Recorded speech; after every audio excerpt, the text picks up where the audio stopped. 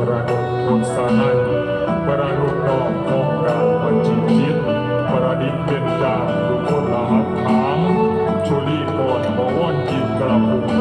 แห่งโพสูงถูกเทียนมา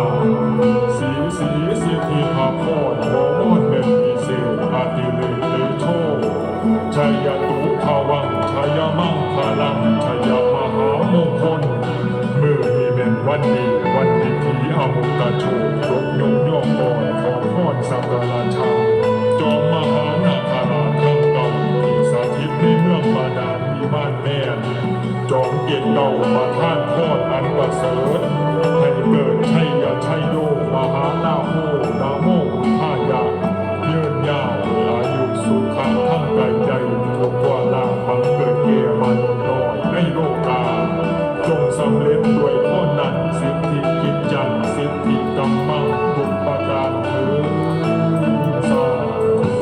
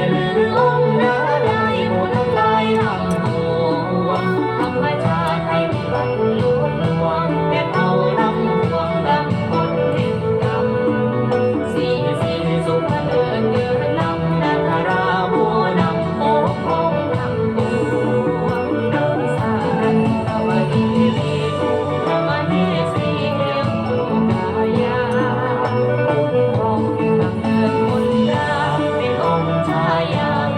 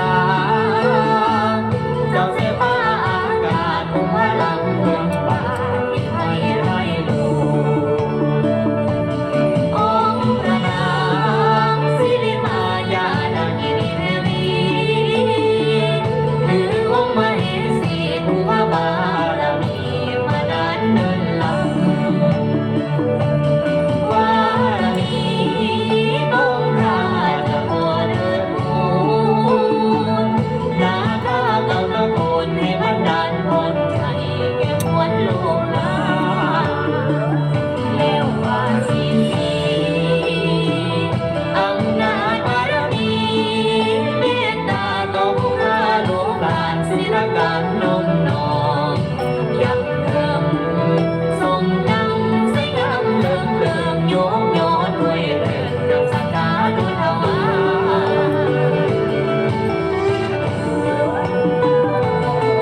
โอ้นอลาก็ย่อนอเป็นมือนองพนมปอดตึงไว้รวยเลิงเลิงเกิดกำลับกระมองใดมาลาถวยสกาวงดวงมงมวนไว้องค์นากินนาที่ดีทั้งเก่าตะกวนใดดอกน้อมบารมีนาทีนาคาองค์โอองค์ยาจงบรรดาลสุขเกษมอยู่ดวงใจบัดนี้ว่าบุคคลเลิกงามพิสมัยสามภาษาห้องใจสัทธาในศิลปะในห้องเย็นใจขอพรใส่ให้เจริญเรืองภาษา